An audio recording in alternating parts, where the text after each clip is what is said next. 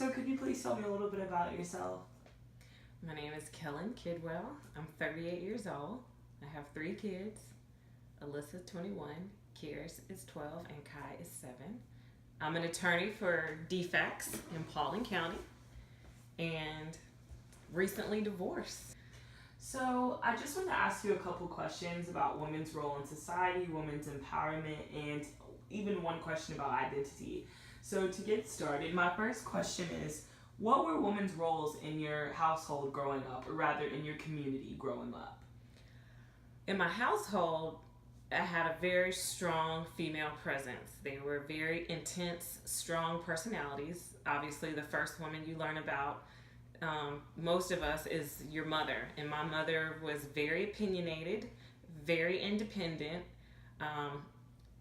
and not very shy, and taught me to be independent and responsible.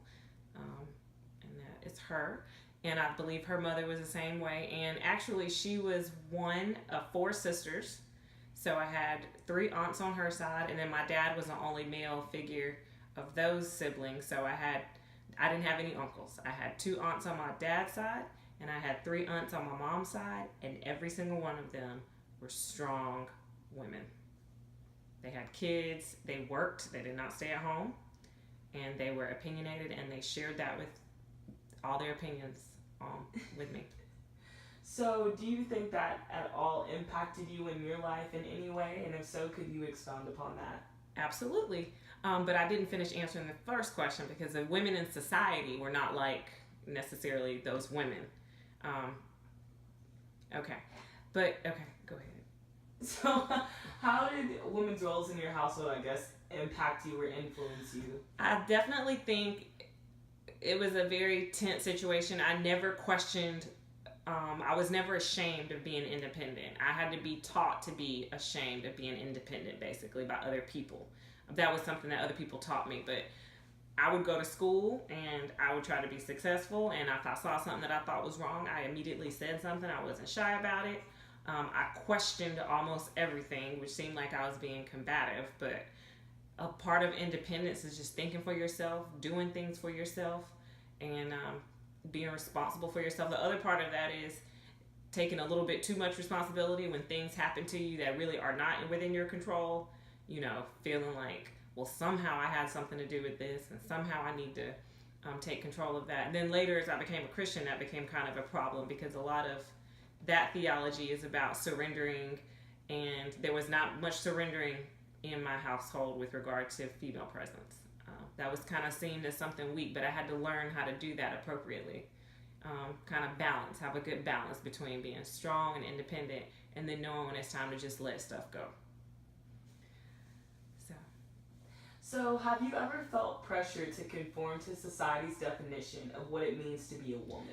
Absolutely, because growing up in that household where Big Mama is teaching me to work for work. You pay the bills. Don't rely on a man for anything.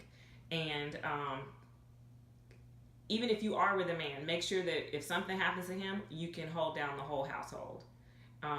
That was always something that was brought to mind.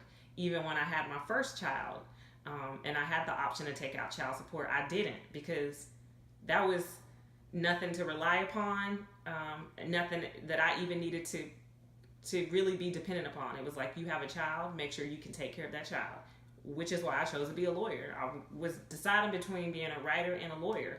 And as soon as I had my first child, I was like, I don't have the luxury of indulging in a career that may or may not pay. I had to pick a solid career, something that I knew would bring in income, and I chose that. And that worked out well because a lot of being a lawyer is being an independent researcher, independent thinker, somebody who asks questions. Okay. So, have you ever felt pressure to conform to society's definition of what it means to be a woman? Definitely. I always say societally, you probably, for me, I got my as a society, usually a huge influencer of society is going to be music, movies, and television. And when my age was growing up, in terms of, I think young females today have it much better than I did. I mean, you have a lot more diversity. You have the internet, you can get to music, but we kind of had mainstream things. And especially being a black woman, a huge presence of society is going to be hip hop culture. And hip hop culture is traditionally known for not valuing women as a whole. I mean, you can pick up anything from that age, and to become, we were considered sexualized in every respect. It was never glorified to be smart. It was, if you were independent, it was sexually independent, like Foxy Brown and Little Kim. Those are what they instilled in us. Like, it's my, vajayjay, and I do it what I want to, but it's never, that's my business. I'm gonna go out there and make my own business. I'm gonna be smart, stuff like that. Even in movies, Spike Lee's portrayal of black women. Think about School Days. Think about Do the Right Thing. Think about Jungle Fever. What are we? Crackheads, maybe. Think about the black women even in School Days. It was about sexualized and jigaboo versus that other type of woman.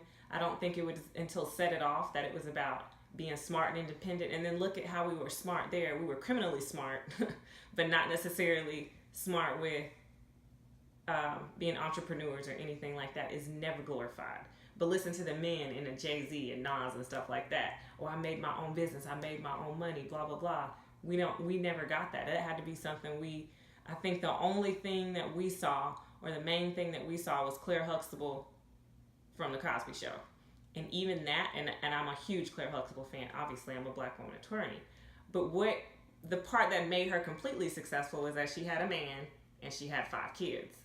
And I think another, the women we see in A Different World, I think is when it kind of starts to branch off, and it's okay to be smart, and we're empowered by being smart. But a lot of that, we are still with men. You're not successful unless you have a man. So what society is making us feel like we need to be successful, I mean, that's what I got in my head, is that's what I needed to be. But I had to find that, because again, and there was definitely a period in my life where I did become over-sexualized, and I did, just from culture and things like that, that's what makes you a woman, is that men want you, and that you are independent sexually, not necessarily that you're an entrepreneur, and that you can be successful and independent whether you have a man or not. So I think society had to push against that. Yeah, understood. Yeah. I was like, I didn't want to step away from the grade. Also, you as a mom, have you ever felt like pressure? Because I would also say motherhood and womanhood is like very interesting, and we even read about it in Women of Color, of how you may feel like you're not being a good enough mom compared to other moms because you're working and you're being a mom, or like how is being a mom and being a woman like been? Because we talked about that in class, and I just wanted your opinion on that. Being a mom and being a woman. Mm-hmm. I mean, obviously in today's society, it's almost like you can't separate the two. Like, to be a successful woman, mm-hmm. being a mom was involved. I mean, that was natural. And in fact, I think for our culture, since, in our history of our country, we really have been the caretakers, whether that was being a parent to our own children or being a parent to slave owners' children. In our culture, we are ingrained to be caregivers, to be motherly, and whether you had kids or not, that's something that you learned how to do. That was a part of being a woman, period. That is so naturally ingrained in us that to think outside of that, I don't even think is possible for most people's brains. So me being a mom came very naturally. Being a single mom, even, unfortunately, came very naturally. That's just the nature of our culture. I don't even think I would have considered myself to be a successful woman if I wasn't also a successful mom. Unfortunately, the flip side of that is we can lose our identity in being a mom and then forget about my own opinion, my own desires, my own goals that have to do with something completely irrespective of that. Even with making money. Like, well, I gotta make something that's stable, things like that, versus exploring creatively maybe what my purpose is and what I want to contribute to the world that would not require me to also take into consideration the fact that I'm a mother. So, do you think that women's empowerment is important? Why or why not? Women's empowerment is imperative. It is so important. I cannot stress it enough. It is, first of all, men are not going to do it. Men are not going to empower us. real men probably are, but as society as a whole, we can stop relying on them. Women's empowerment is imperative to our existence, honestly. It really is. I cannot stress it enough. I think I'm going to dedicate my life to it, honestly, in my new career. How so? I'm really inspired to start writing a book, telling my story of things I've seen as a defects attorney, decisions I've seen women make following men, becoming addicted to drugs, doing things just to harm themselves, being a divorce attorney, the things I've seen women endure, feeling like they have to be married, would rather be married to a piece of crap than to not be married at all, and then watching them be birthed out of that false theology. Can I read it? Can I read it on your bed? It's been hard and painful to watch, but it's been beautiful at the same time to watch these women overcome drug addictions and find self-esteem in things other than drugs and other than men. Women to divorce men who are harming them, who have just berated them, who have beat them physically, who have psychologically harmed them, who have emotionally abused them, who, oh my God, and this is black, white, and everything. Women who have supported men financially, and these men have treated them like crap, and then they finally decide that too much is enough, or he leaves them, and they have to pick up the pieces of their life and make this important decision. Am I going to go back and marry another man who's like that? Or am I going to grow from this, become an independent woman, and now meet not just a man, but a husband, because it's so different. And I don't think you can find that until you find security in yourself and understand you are finding just another person to live life with, not somebody you're a helpmate to, because you're more than a helpmate. You are more than a helpmate. I am. I had to find that myself. Yeah. And that was hard because I was born in a household that told me I was never that. It wasn't until society came and told me something different and I conformed to it, and I tried your way, society. I gave your way a good solid 10 years and it almost killed me, honestly. And I had to stop and pick and be rebirthed. And do a homecoming like Beyonce, honestly, and come back home to what my mother taught me in the first place, which is I'm independent. I can question authority, even if it's Jesus, even if it's God. It says it in the Bible. Come talk to me. Come talk. He says, let's talk it out. Let's talk it out. It wasn't sit down and let a man do that to you. People misuse the Bible, and that's another thing. Oh, why aren't women taught to read it? Where are the women preachers? Where are women preachers in the church? No, there's not women preachers. There's women groups, and we meet sometimes. You sent me that woman. Well, this is new. Joyce Myers is new. Yeah.